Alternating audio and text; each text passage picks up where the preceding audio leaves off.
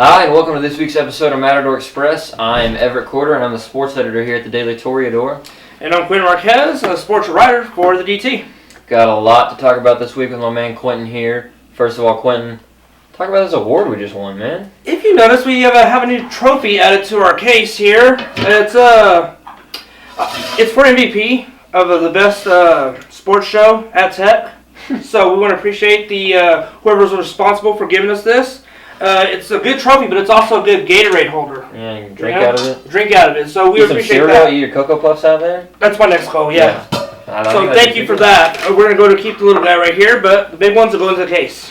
Yeah, so first off, this week in Tech sports, we're going to talk about this past week. Tech goes on the road to West Virginia. They didn't lose that game, my bad. They go on the road to West Virginia, get their second Big 12 win of the season. West Virginia team is kind of down this year. But they go on the road, win 3 straight sets, get their first win on the road, and get their second Big 12 win of the season, help improve that record, keep working towards getting above 500 for the first time in a while this season. And then this past weekend, they go on the road again for a tough test. Go on the road to number 2 Texas, perennial NCAA tournament team. The Longhorns are in volleyball. And Tech just goes down there, can't keep up with the number 2 Longhorns, and they lose in 3 straight sets. So we got 1 win, 1 loss for the volleyball team. Not a bad week overall. You get a Big 12 win on the road. Can't count that out. But then the loss at number 2 Texas, kind of got to see coming there. It's a rough matchup for the Red Raiders and Coach Flores' team. Maybe one day we'll be on the same level as them, but it doesn't seem like we're going to be there in the near future. Tech's known for being aggressive, not only in football, but in all sports. We're a pretty aggressive school to begin with. Definitely. I don't know if that shows in our volleyball team, because kind of every game that we've lost or every match that we've lost has been 3 straight. It's kind of been like we're just not showing that Tech aggressiveness. But I think they'll come around. This week, the 24th, they play against Kansas State at our house here in Lubbock, United Spirit Arena, at 3 o'clock. And the 28th, they play OU at OU. Yeah, so that's right. They have this week off. I guess it's kind of like their bye week or whatever. They're idle this week. They don't play any Big 12 games. But then next Wednesday, I guess, they'll get started with that game against Kansas State and then go on the road to Oklahoma that weekend. So you won't have any games in the USA this week if you're looking for that. OU, we're coming for you. We are coming for you. Soccer. Soccer was this week was kind of hard for me. It's hard for all Tech fans. We played Texas. It was a good game. Janine Becky scored our first goal of the whole game. Texas came back, scored a goal. It went down to double overtime. Now here is where I started it's rough for me to talk about right now. Double overtime, 15 seconds left. I don't even know how. I think their goalies kicked the ball to the middle of our side of the field, and someone ended up with it by themselves. 15 seconds left, bam! Texas scores the winning goal. Heartbreaker. I think Texas has our number right now. Of course, they took us in volleyball, and now they got us in soccer by 1 goal. Soccer was supposed to be our thing, and I think it still is our thing. But honestly, the thing about this game that really made me mad was the fact that Texas Tech was dominant the whole game. Like, Texas, it didn't even look like Texas was playing the whole game. I mean, Texas Tech was able to use the ball, take the ball, handle the ball, go anywhere with it that they wanted to, and they had it on their side of the field the most of the game.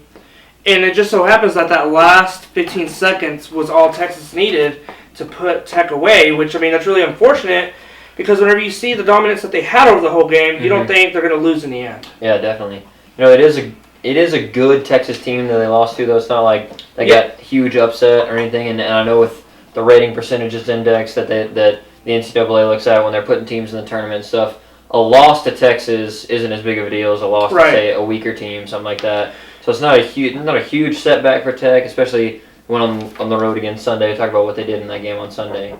Baylor, they ended up tying them in double overtime, which with this Texas Tech team, all the harder teams that we've been playing, West Virginia, not West Virginia, but all the other TCU and all them, we've been tying with them instead of losing or instead of beating them. So as of right now, our record is 1-2-3. So 1 win, 2 losses, and 3 ties in the conference. So we're not beating everybody, but we're not losing to them either. We're just tying with them, which is still right in the middle of that pack. Right in the middle of them.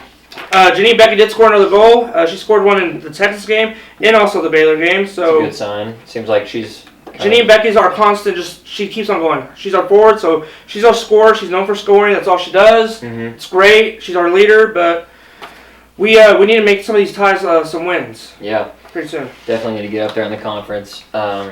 This past week in football, Tech went on the road to Kansas. Looked like it was going to be an easy matchup for the Red Raiders. They pretty much took care of business the week before against Iowa State here in our home court. Scored like 60 points on them. Kansas kind of should have been the same deal as what everybody around here was thinking. They go on the road to Kansas. They were only up by 3 with like 6 minutes left. Right. Ended up winning that game by 10. They got a pick from Ja'Shawn Johnson, who has been stud the last 2 games for the Red Raiders. We get a pick from Ja'Shawn Johnson. He returns it for a touchdown. Tech ends up winning that game by 10. But it was a little nerve-wracking there for a while.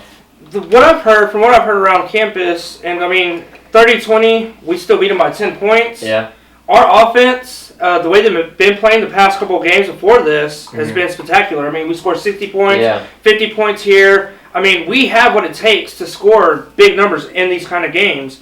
I think what happened was we played like the team we were going against. We played like our opponent. Yeah, played down. So we kind of played down than what we should have. So I think I blame Kansas for the low scoring. If you would have been good, then we would have been better still. We would have beat you, but at least it would have been 30-20. I blame Kansas for not making it a game. Texas Tech would have scored more anyway. Mm-hmm. Yeah, a couple big things in that game. First of all, like I said, Ja'Shawn Johnson got another pick in this game. It was his 3rd in the last 2 games, so that's good to see him. David Gibbs moved him into the safety position after he had been playing some corner during the year. So it's good to see him stepping up in that spot. He's just a redshirt freshman, so it seems like we got a few more years left of him. And then the other big thing was Tech's big offensive lineman, who's been all Big 12 conference player for past couple of years now, the Raven Clark, on that left end usually goes down with an injury. Cliff listed him as day-to-day in this Monday's press conference. Pretty much the same thing with Cliff. Usually he doesn't talk about injuries that much, but not sure if we have him back this week for Oklahoma, who Tech will be taking on in Norman this week, Oklahoma's got a big defensive line, so that could be rough. And I mean, even against Kansas, Tech allowed 5 sacks against Kansas. Coming into the game against Kansas, Tech had only allowed 2 the entire year. So that was a little bit different. Patrick Mahomes was having to scramble a lot more, which he's good at, but he was on the ground a lot more. He got tackled a lot more in those scrambling situations. So that's something to look out for this week. As I said, we take on Oklahoma. Got to go to Norman. We're playing at 2:30 this week. It's going to be on ABC, so you can watch that game. If you can't travel to Norman, you can still watch it. What are you looking for this week, other than, we got the Baker Mayfield storyline, but what are you looking for? Dude, Texas beat OU, and we're a way better team than Texas is. So, I mean, it's true. Come on now. OU, let's kick them while they're down. But with the funny thing is, with Texas Tech, Texas, and OU, all 3 of those, you never know what's going to happen. Like, either one of those teams could beat any one of them at any time. I know a couple years ago, well, it's not a couple years ago, but back in the day, all 3 of these schools were tied because each one beat the other one. Yeah. Exactly. So, I mean, Texas beat OU. Let's make Texas Tech beat OU, and we'll let the chips fly where they may. Right now, Tech overall record is 5-2, and in the Big 12, they're 2-2. So let's make that Big 12 record go 3-2 this week. We beat those Sooners. Yeah, it'd be great to get a win this weekend. Already guaranteed you're bowl eligible, something we didn't get to do last year. Texas just got to get to 6 wins to make that happen. Another big storyline that I was talking about, we got Baker Mayfield playing quarterback for the Oklahoma Sooners. For those of y'all that don't know, Baker started his career as a Red Raider. He walked on at Tech. That was before you were here, I guess, Glenn. He walked on at Tech.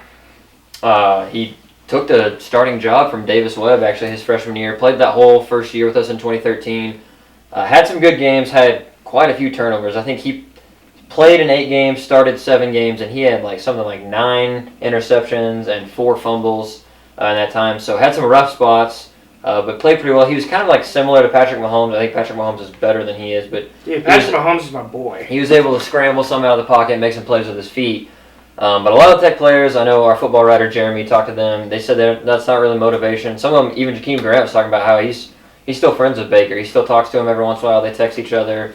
So they're wishing him all the luck in the world, except for this Saturday. They want to beat him this Saturday. Yeah, hey, do really well, except for this Saturday when we beat y'all. Yeah. I mean, Jakeem Grant, Pat Mahomes, Stockton. I mean, we have too many weapons for us to lose any of these games, really. I mean, TCU and Baylor, we'll count that a wash, whatever. They're number 1 or 2 and 3 in the country. Yeah. So, you know what, we'll just watch those. But in the Big 12, besides those 2 teams, OU doesn't have as much of offensive weapons as we do. Mm-hmm. Texas, we don't even know what they're doing anymore.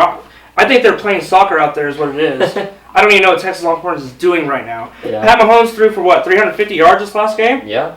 Let's Still get not, I mean, let's get to the 1,000 range, Pat Mahomes. Let's throw for 1,000. Never heard of. Let's do it this week. We'll be talking about it for years. that'd be awesome. That pretty much wraps up this week in Tech Sports. Looking at the week ahead. Thanks for watching this week. And this has been Matador Express, and we'll see you next week.